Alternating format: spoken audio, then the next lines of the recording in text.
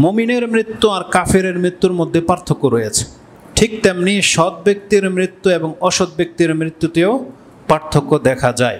কোরআন হাদিসে এমনটাই রয়েছে এবং বাস্তবের সাথে তার হুবহু মিল আছে।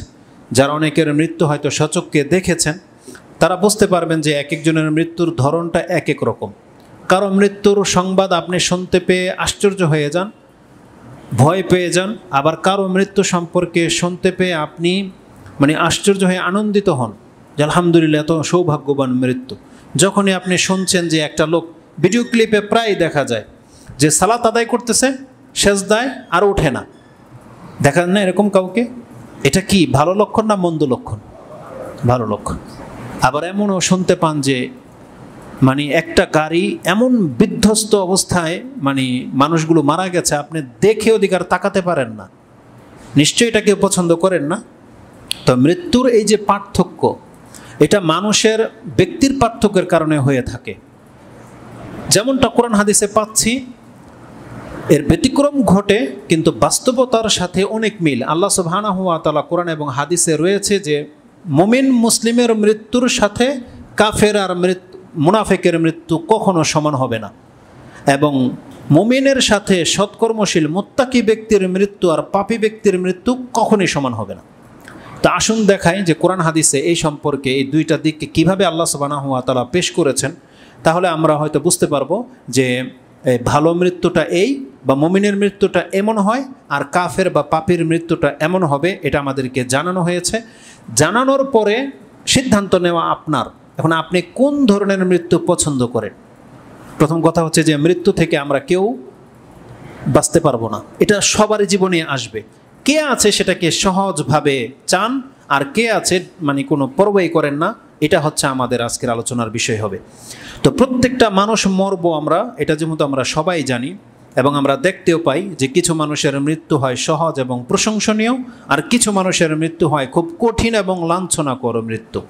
আমরা আল্লাহর কাছে প্রশংসনীয় এবং সহজ মৃত্যু কামনা করি এবং অসন্তুষ্টিমূলক বা লাঞ্ছনাকর এবং কঠিন মৃত্যু থেকে আল্লাহর কাছে আশ্রয় চাচ্ছি। আমিন ইয়া রাব্বুল আলামিন।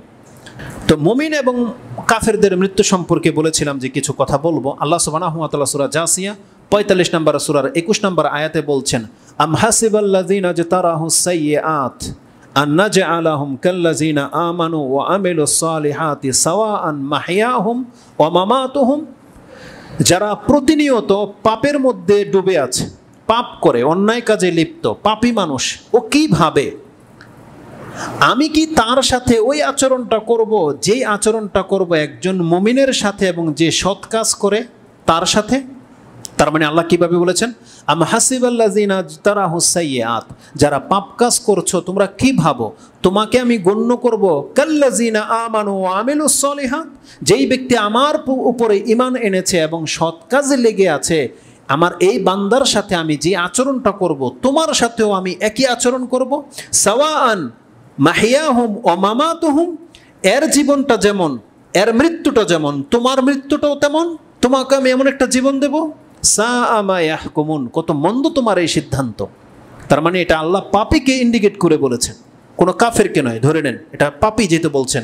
সাইয়্যাত যারা খারাপ কাজে লিপ্ত, আল্লাহ তাদেরকে বলেছে যে সবসময় তুমি খারাপ কাজ করতেছো, আরেকটা লোক আমার প্রতি ঈমান এনেছে, 5 ওয়াক্ত সালাত পড়ে, তোমার মতো পাপ থেকে মুক্ত, সে তোমার মতো পাপগুলো সে করে না, মুক্ত, তাহলে তার সাথে আমি যে আচরণটা করব, তাকে যে জীবন দেব, তার মৃত্যুটা যেমন হবে তুমিও এমনটা আল্লাহর কাছে আশা করো। কত মন্দ তোমার এই বিচার। তার আজকে যারা আমরা পাপ করি তারা তো ভুলেই গেছি যে আমি একদিন মরবো, আর আমার মৃত্যুটা যে মুমিনের মতন সহজ হবে। আপনি এটা যদি না ভুলতেন তাহলে তো পাপ কাজে লেগে থাকতে পারেন না। আল্লাহ এই জন্য আপনাকে বলেছে যে তুমি ভুলে কেন গেলে এটা? ওই যে মুমিন মুসলিমটা যেভাবে মরে গেছে, তোমার মৃত্যুটাও কি এমনটাই সহজ হবে? এটা তুমি ভাবো কি করে? সামা ইয়াহকুমুন, কি মন্দ তোমার এই সিদ্ধান্ত। এটা আল্লাহ পাপীকে ইন্ডিকেট করে বলেছে, যেটা আপনি সূরা আল জাসিয়া 45 নম্বর সূরার 21 নম্বর আয়াতে পেয়ে যাবেন। ঠিক সেম আয়াত আল্লাহ মুমিনদেরকে উদ্দেশ্য করে বলেছে।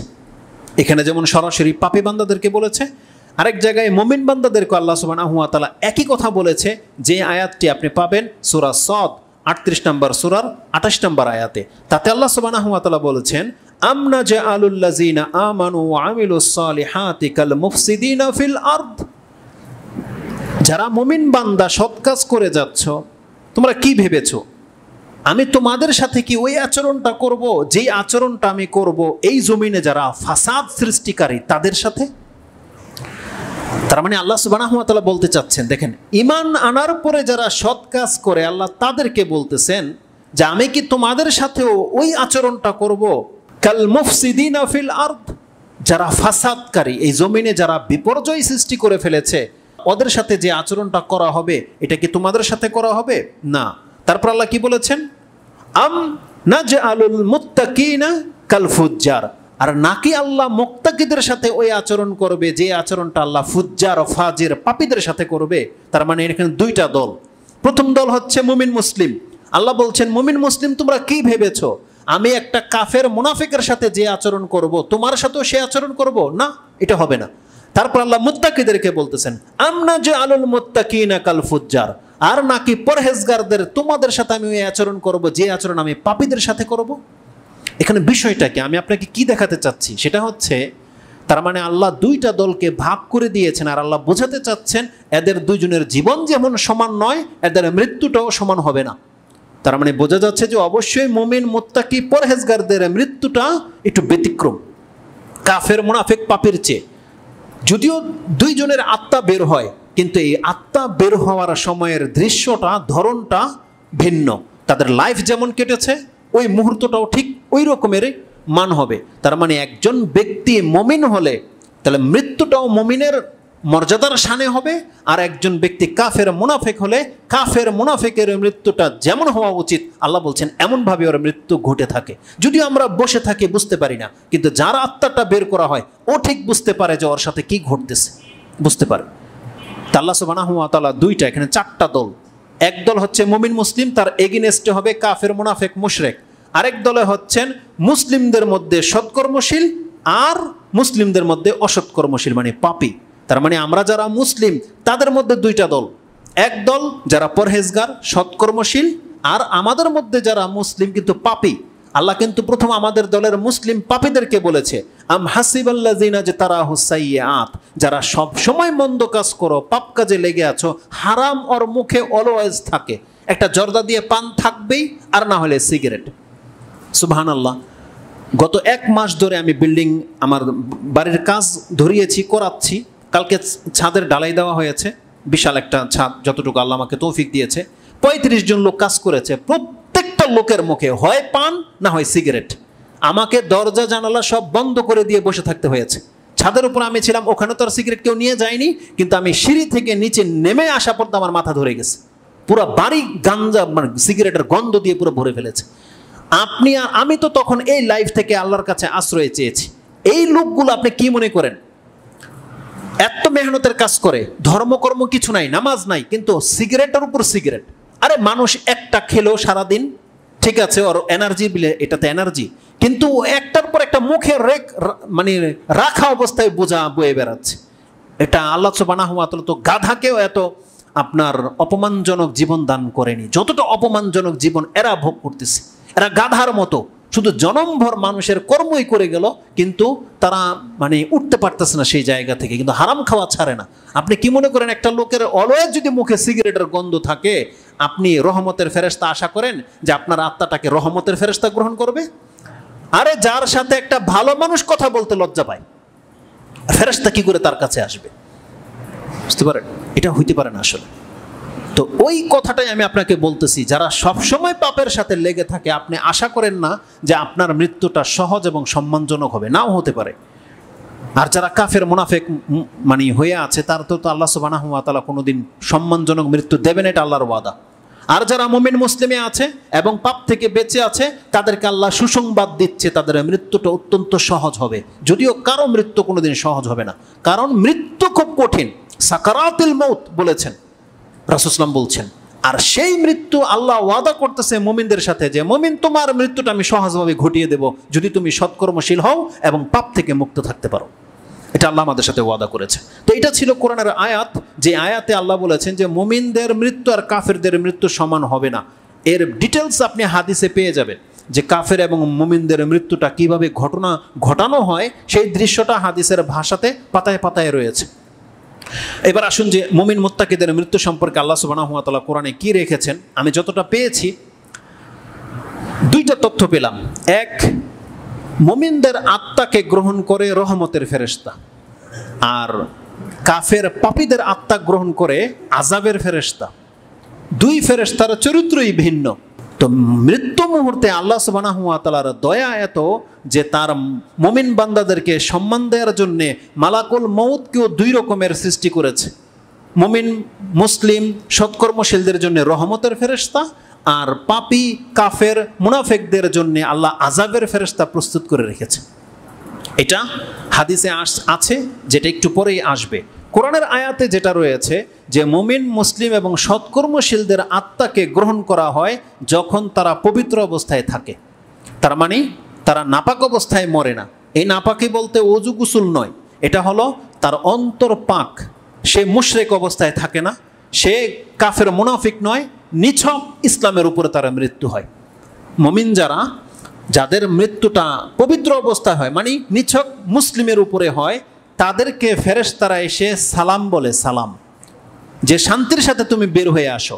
এবং তাদেরকে জান্নাতের সুসংবাদ দেওয়া হয় ওই মৃত্যুর মুহূর্তে, এবং তাদের জন্য সুগন্ধি রেশমের কাপড় নিয়ে আসা হয়। এবং ফেরেশতারা এই আত্মাকে নিয়ে এতটা সন্তুষ্ট হয়, আমি কালকে সেই দৃশ্যটা, সেই মঞ্জরটা ফিল করেছি যে এটার সাথে এটার এক্সাম্পল চলতে পারে। সেটা কি? যাদের বাচ্চা হয়েছে আপনি দেখতে পারেন, যার প্রথম বাচ্চা বা খুব ফুটফুটে বাচ্চা, খুব নামি দামি মানুষ আপনি, আর আপনার বাচ্চা হয়েছে, আপনি সেই দৃশ্য দেখেছেন? বাচ্চাটা যখন ভূমিষ্ঠ হয়, ডাক্তাররা যখন কাপড় দিয়ে সুন্দর করে নিচে পুছে যখন বাবার কোলে, দাদি বা নানির কোলে দেয়, দৃশ্যটা কি জানেন? খালা টানাটানি করে, আমি নেব। ছোট বোন থাকলে বলে না আমি নেব, ভাই থাকলে বলে আমি নেব, মামা বলে আমি নেব। কারাকারি লেগে যায় কিনা? কেন এটা করে? মহাব্বতে করে। এত ফুটফুটে সুন্দর বাচ্চা হয়েছে, সবার চোখে যখন লেগে যায় সবাই একবার কোলে নিতে চায়। কালকে হাদিসে যেটা পেলাম, সুবহানাল্লাহ, একটা মুমিন মুসলিমের আত্মা যখন বের হয়, ফেরেশতারা এতটা সন্তুষ্ট হয়ে যায় সেই মুমিন মুসলিমের আত্মার ঘ্রাণে প্রত্যেকটা ফেরেশতা নেওয়ার জন্যে ছোটাছুটি করতে থাকে। একজন থেকে আরেকজন, একজন থেকে আরেকজন, হাতে এইভাবে নিতে নিতে আকাশে পৌঁছে যায় ঘ্রাণে। আর যখন কোনো পাপী কাফের আত্মা গ্রহণ করা হয়, আযাবের ফেরেশতা এটাকে ছুঁতেই চায় না, ছুঁতেই চায় না, কিন্তু তার ডিউটি বাধ্য একটা মানে ছালা চটের বস্তার মতো কাপড় পেঁচিয়ে কোনো রকম আকাশে নিয়ে যায়। আমরা সেটা পরবর্তী পর্বে বলবো। তো মুমিন মুত্তাকিদের আত্মাটা ফেরেশতারা কিভাবে গ্রহণ করে, এই দৃশ্যটা কোরআনের কিছু কিছু আয়াতে আল্লাহ তুলে ধরেছে। যেমন একটি আয়াত পাবেন আপনি সূরা আন-নাহল 16 নম্বর সূরার 31 নম্বর আয়াতে। তাতে আল্লাহ বলছেন, জান্নাতু আদনিন ইয়াদখুলুনাহা তাজরি মিন তাহতিহাল আনহার। জান্নাতে আদন যারা পাবে, এই ব্যক্তিদের গুণাগুণ এখানে বর্ণনা করা হয়েছে। তারা কি করবে সেখানে জান্নাতে আদন? লাহুম ফিহা মা ইয়াশাউন, তারা সেখানে তাই পাবে যা তারা চাইবে, এমন একটা জান্নাত পাবে। আল্লাহ বলছে তারা কারা? কাযালিকা ইয়াজজিল্লাহুল মুত্তাকিন, কাযালিকা ইয়াজজিল্লাহুল মুত্তাকিন। আল্লাহ এমনটাই মুত্তাকিদের সাথে আচরণ করে থাকে। এই মুত্তাকিদের আত্মাটা কিভাবে বের হয়, তার 32 নম্বর আয়াতে আল্লাহ সুবহানাহু ওয়া তাআলা বলছেন, আল্লাযীনা তাতাওয়াফাহুমুল মালাইকাতু তাইয়িবিন। আল্লাহ বলছেন এই মুত্তাকি হলো তারা যাদের আত্মাটাকে ফেরেশতারা গ্রহণ করে পবিত্র অবস্থায়।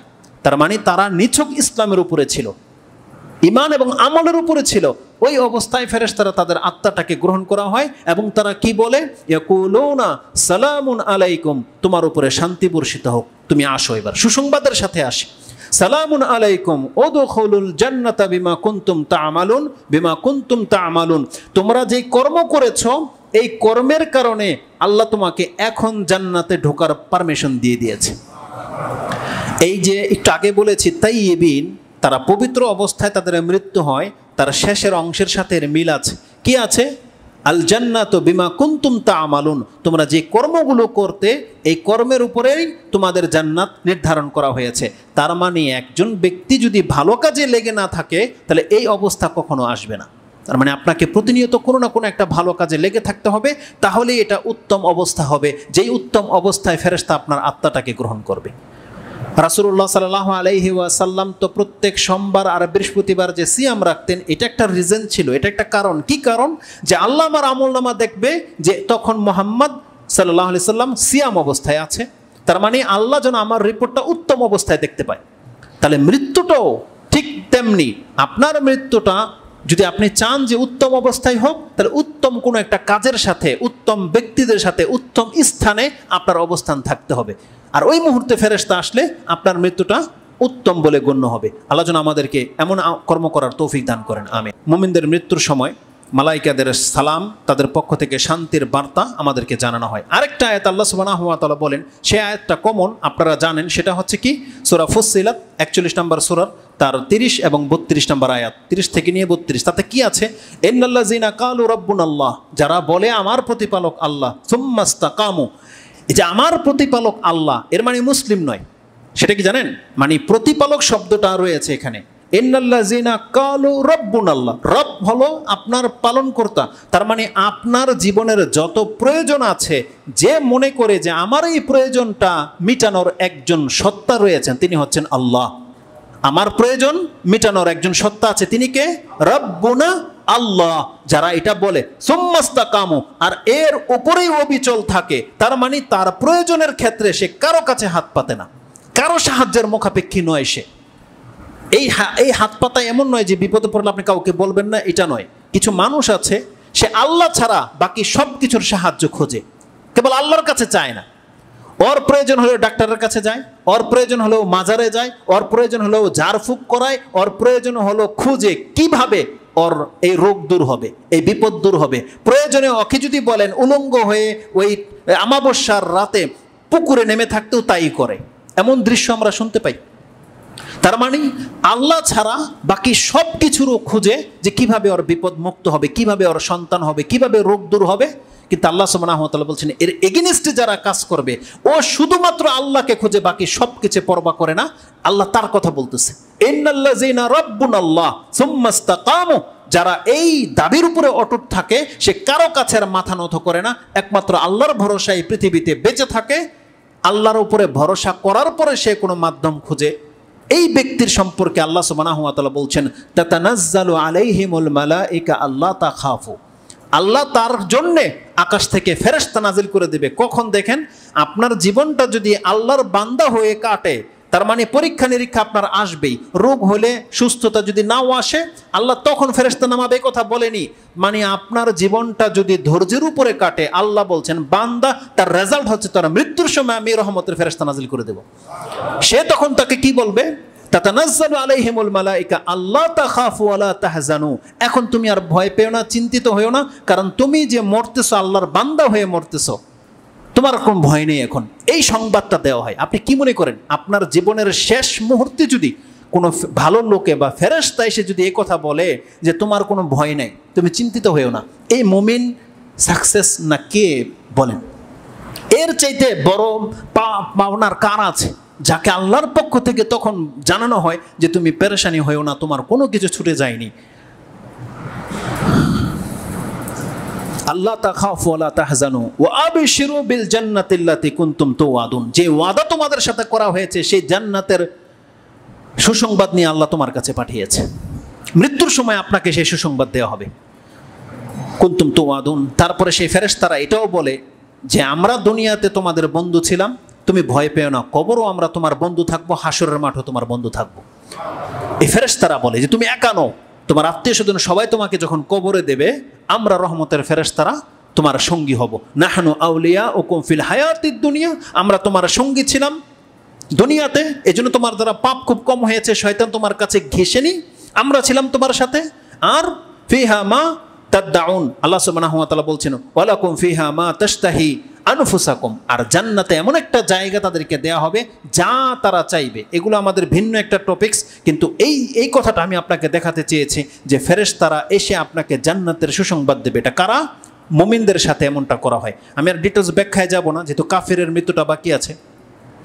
অপরদিকে কাফের আর পাপীদের সম্পর্কে কোরআনের আয়াত কি আছে?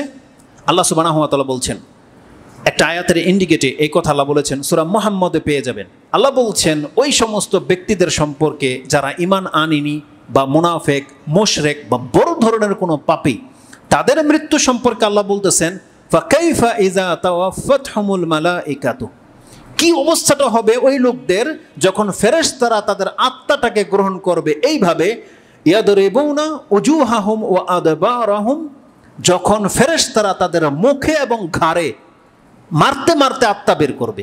শুধু আল্লাহ সিম্পল এই কথাটা বলেছে, দৃশ্যটা আপনি ফিল করেন। ফেরেশতারা মারবে কোথায়? আপনার চেহারায় আর ঘাড়ে। আল্লাহ বলছেন কি অবস্থাটা হবে তাদের। ফাকাইফা ইযা তাওয়াফাতহুমুল মালাইকাতু ইয়াদরিবুনা উজুহাহুম ওয়া আদবারাহুম, যখন ফেরেশতারা তাদের চেহারা এবং ঘাড়ের মধ্যে মারবে, যে বের হয়ে আস, ধমকাবের মারবে, চেহারায় মারবে। সুবহানাল্লাহ। এই আয়াতটা সূরা মুহাম্মদে রয়েছে। এখানে যে কাফের মুনাফিকদের উদ্দেশ্য করা হয়েছে তার একটি আয়াতের আগে পরে পেয়ে যাবেন, আরেকটি আয়াতে স্পষ্ট কাফের বলে আল্লাহ সুবহানাহু ওয়া তাআলা বলেছেন। সেই আয়াতটা আপনি সূরা আনফাল 8 নম্বর সূরার 50 নম্বর আয়াতে পেয়ে যাবেন। আল্লাহ বলছেন ওয়ালাউ তারা ইজ ইয়াতাওয়াফাল্লাযিনা কাফারু, তুমি যদি দেখতে পেতে কাফেরদেরকে কিভাবে মৃত্যু ঘটানো হয়, আল মালাইকাতু ইয়াদরিবুনা উজুহাহুম ওয়া আদবারাহুম, যখন ফেরেশতারা তাদের চেহারা এবং ঘাড়ে পিঠের মধ্যে মারতে থাকে, আদবারাহুম ওয়া যুকু আযাবাল হারিক, এবং তাদেরকে সুসংবাদ দেওয়া হয় তখন যে জাহান্নামের লেলিহান আগুনের সুসংবাদ গ্রহণ করো। এই আয়াতের মধ্যে আল্লাহ সুবহানাহু ওয়া তাআলা কাফের বলে সম্বোধন করেই দিয়েছে, যেই শব্দটা মুহাম্মদের মধ্যে নাই। তবে আগে পরের আয়াতে মুনাফিকদের সম্পর্কে এই কথাটা রয়েছে। তাহলে দুইটা দলকে আপনার সামনে পেশ করে দেওয়া হলো। মুমিন মুসলিম যারা সৎ কাজের উপরে লেগে আছেন, আপনাদের মৃত্যুর সময় ফেরেশতারা উত্তম রূপে আসবে, সালাম জানাবে, সুসংবাদ দেবে এবং ঘ্রাণযুক্ত কাফন নিয়ে আপনাকে আত্মাকে পেঁচিয়ে তারপরে নিয়ে যাওয়া হবে।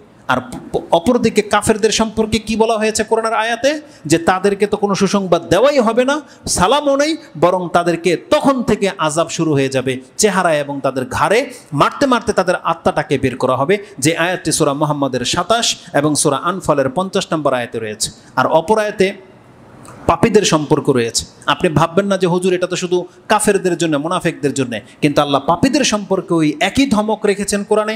আল্লাহ সুবহানাহু ওয়া তাআলা বলছেন ইন্নাল্লাযীনা তাওয়াফাতহুমুল মালাইকাতু যালিমি আনফুসাহুম, যালিমি আনফুসাহুম, যারা নিজেদের নফসের উপরে জুলুম করে তাদের আত্মাকে ফেরেশতারা কিভাবে গ্রহণ করে, তাদের কাছে আত্মা ফেরেশতারা নেওয়ার জন্য আসে এবং বলে আনফুসিহিম কালু ফীমা কুনতুম কালু কুননা মুস্তাদআফিনা ফিল আরদ। তার মানে কি, এই আয়াতটা হচ্ছে তাদের জন্যে যারা অমুসলিম দেশে বসবাস করে, সেখানে সুখ স্বাচ্ছন্দ্যের সাথে আছে কিন্তু ধর্ম পালন করে না, শুধু ইসলাম ছাড়া সব কিছু করে।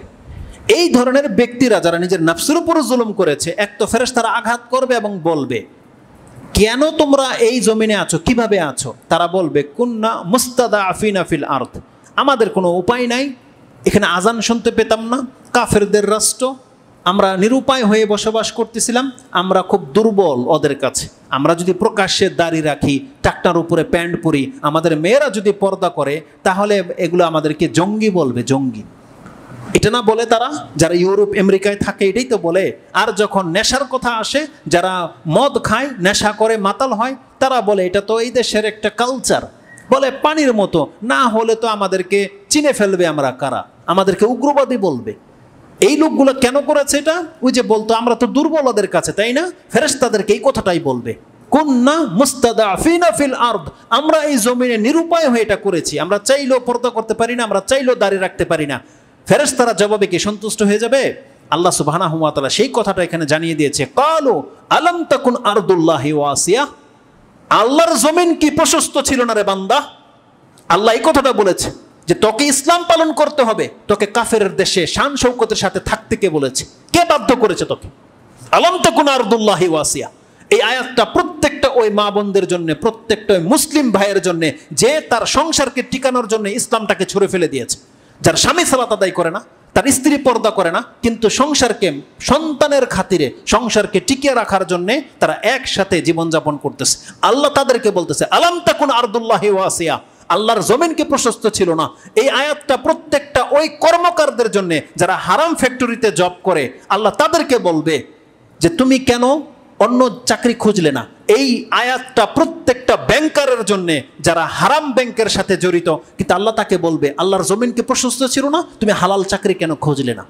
কাউকে আল্লাহ ছাড়বে না, প্রত্যেকটা ব্যক্তির জন্য এটা। যারা বলবে আমরা নিরুপায়নতে বাধ্য ছিলাম, ফেরেশতারা তাকে এই কথাটা স্মরণ করিয়ে দিবে আলাম তাকুন আরদুল্লাহি ওয়াসিয়া, আর রেজাল্ট কি? তার চেহারার পিঠে মারানো হবে। এইভাবে তার আত্মাটাকে গ্রহণ করা হবে। এই ছিল মোটামুটি 2-4টি আয়াত যেই দিকে কোরআনে ইঙ্গিত করে দেওয়া হয়েছে, বাকি ডিটেলস কথা হাদিসে রয়েছে। আমি হাদিস থেকে মাত্র 2টা শব্দ খুব দ্রুত উল্লেখ করে দেবো, যেটা এই পর্বের পরে এই বক্তব্যটা আর করবো না। তাই 2টা হাদিসের কিছু ভাষা আছে সেটা বলে দিই, যা হাদিসে বিস্তারিত রয়েছে। মুমিন এবং কাফেরদের আত্মাটাকে কিভাবে গ্রহণ করা হয়, এক একটা হাদিসে লম্বা করে বর্ণনা করা হয়েছে।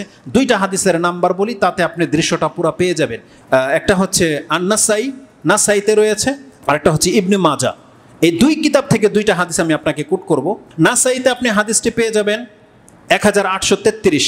যদি হাদিসের নাম্বারের সাথে মিল না পান তাহলে জানাজার অধ্যায়ে যাবেন। জানাজার অধ্যায়ের 9 নম্বর পর্বটা হচ্ছে এই হাদিসটি যেটা আমি বলতে চাচ্ছি।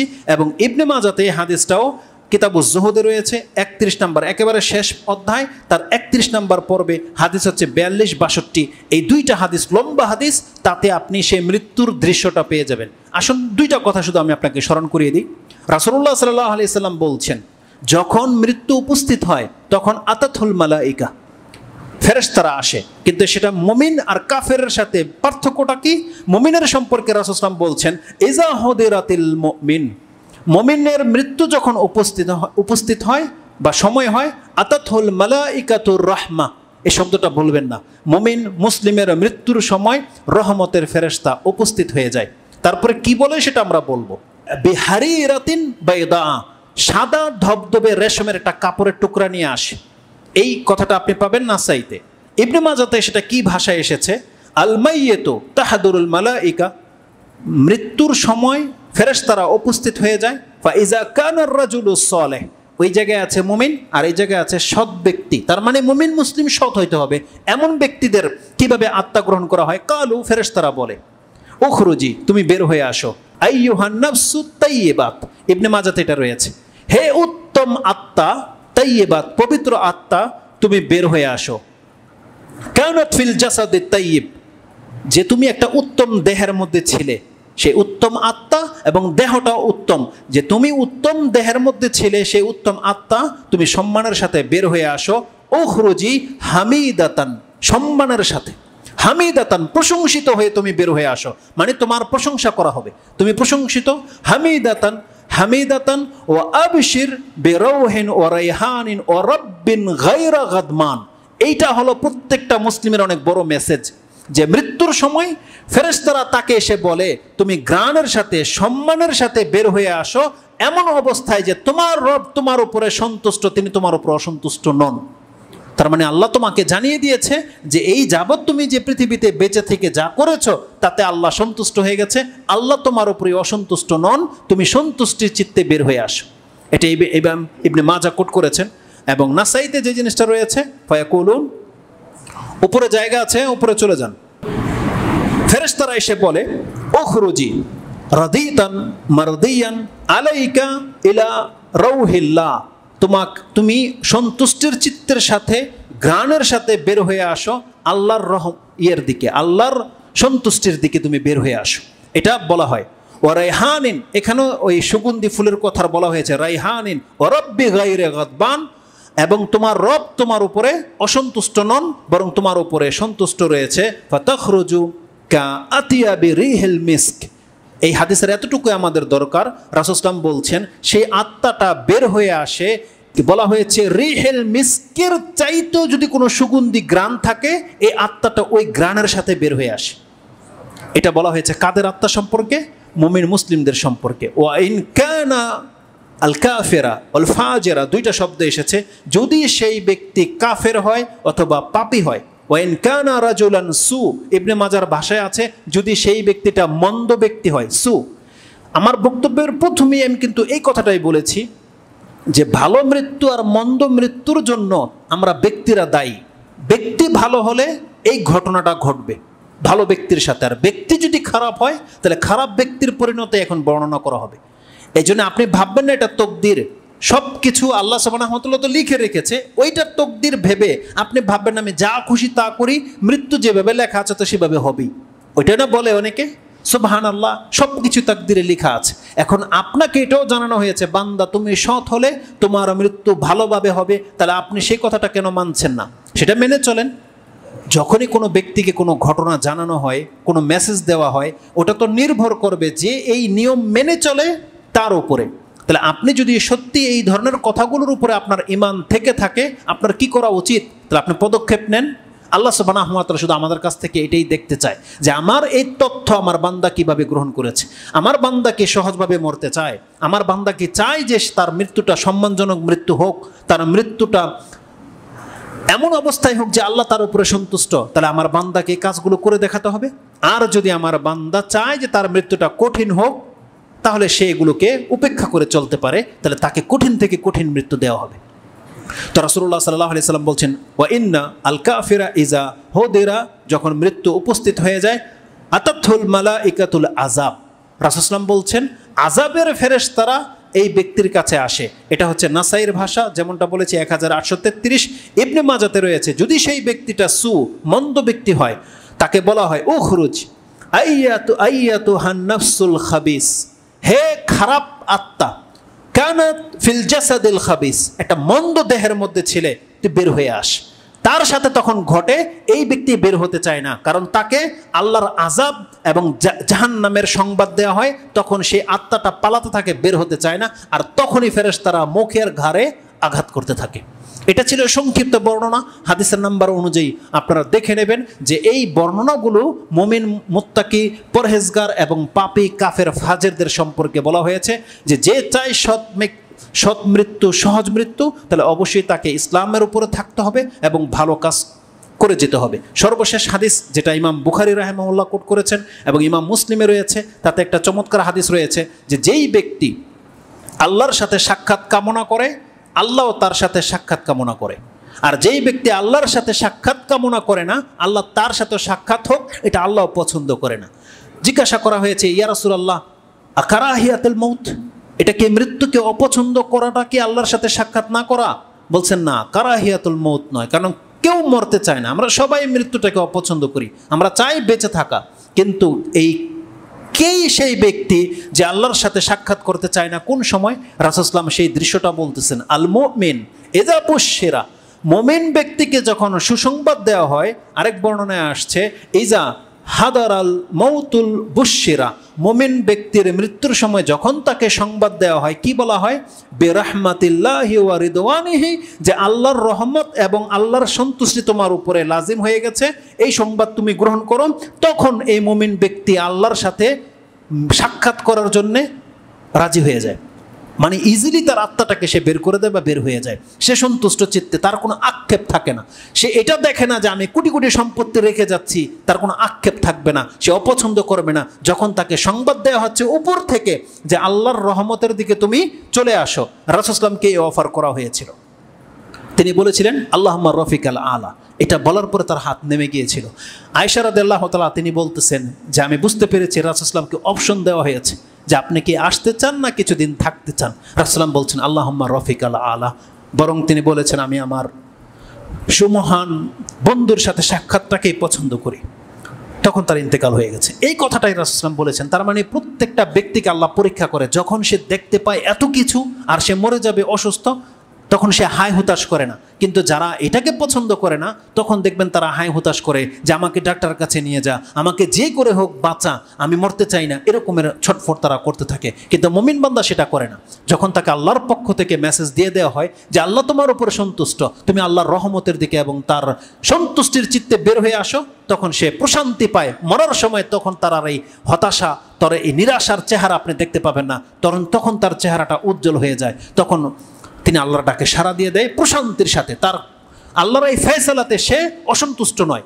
তার মানে কাদের জন্য? যারা বয়স হয়ে গেছেন, বাড়ি গাড়ি করেছেন, এখন আপনি ভাবতেছেন আমি কিছুটা ভোগ করে খাবো, আর ওই সময় আপনার বড় ধরনের একটা রোগ হয়ে গেছে, আপনি পেরেশান হয়ে যান না। এটা আল্লাহ সুবহানাহু ওয়া তাআলার ফয়সালা। আপনি যদি সত্যি আল্লাহর সন্তুষ্টি কামনা করেন, আল্লাহর বান্দা, আল্লাহর সাথে সাক্ষাৎ করতে চান, তাহলে এই সংবাদটা, এই মৃত্যুটা আপনার পেরেশানির কাজ হবে না, বরং আপনার জন্য সেটা রাজি খুশির ব্যাপার হবে। আপনি প্রশান্তির সাথে মরতে প্রস্তুত থাকবেন, আপনার কোনো কষ্ট হবে না। কিন্তু পক্ষান্তরে রাসূল সাল্লাল্লাহু আলাইহি ওয়াসাল্লাম বলছেন, সর্বশেষ ব্যক্তি ওয়াইনাল কাফিরা ইযা বুশশিরা বিআযাবিল্লাহি ওয়া সাখাতিহি, যখন আল্লাহর অসন্তুষ্টি এবং আল্লাহর আযাবের সংবাদ দেওয়া হয়, এই ব্যক্তি তখন আর মরতে চায় না। সে তখন চিৎকার করে, তখন ফেরেশতারা মেরে তার আত্মাটাকে টেনে হেঁচড়ে বের করেন, যেটা আমরা পরবর্তীতে খুতবা ইনশাআল্লাহ উল্লেখ করব। রাসূল বলছেন ফালাইসা শাইউন আকরাহা ইলাইহি মিম্মা আমা আমাহু কারিহা লিকা আল্লাহি ওয়া কারিহা আল্লাহু লিকা।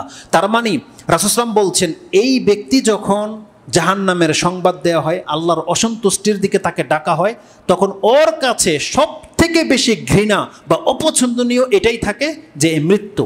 ও মরতে চায় না। আর এই দৃশ্যের কারণে আল্লাহ ওর সাথে সাক্ষাৎ করতে চায় না, যে ও হালাক হোক। তার মানে মরার পরে আত্মাকে যখন আল্লাহর কাছে নিয়ে যাওয়া হয়, মুমিন ব্যক্তির আত্মাকে দেখে আল্লাহ বলে হ্যাঁ সত্য বলেছে, একে ইল্লিনে পাঠিয়ে দেওয়া হোক, তাকে তার দেহেতে ফেরত দেওয়া হয়। কিন্তু যখন পাপের আত্মা হয়, যেটা আল্লাহ তার সাথে সাক্ষাৎ কামনা পছন্দ করে না, এই জন্য আকাশের দরজা তার জন্যে খোলা হয় না, ওখান থেকে ছুঁড়ে ফেলা হয়, সিজ্জিনে সে আত্মা গিয়ে পতিত হয়। এই ঘটনাটা ইনশাআল্লাহুল আজিজ আমরা কবরের জীবনে আলোচনা করব। আল্লাহ যেন আমাদেরকে বোঝার এবং সেই অনুযায়ী আমল করার তৌফিক দান করে। এখন যেই ব্যক্তি সহজ মৃত্যু চান, সম্মানজনক মৃত্যু চান, আপনার হাতে সে চাবি আল্লাহ ধরিয়ে দিয়েছে। সেটা হলো আল্লাহ বলেছেন, বান্দা তুমি মুমিন মুসলিম হয়ে বেঁচে থাকো, তোমার মৃত্যুটা সম্মানজনক হবে ইনশাআল্লাহুল আজিজ। আল্লাহ যেন আমাদেরকে সম্মানজনক মৃত্যু দান করে।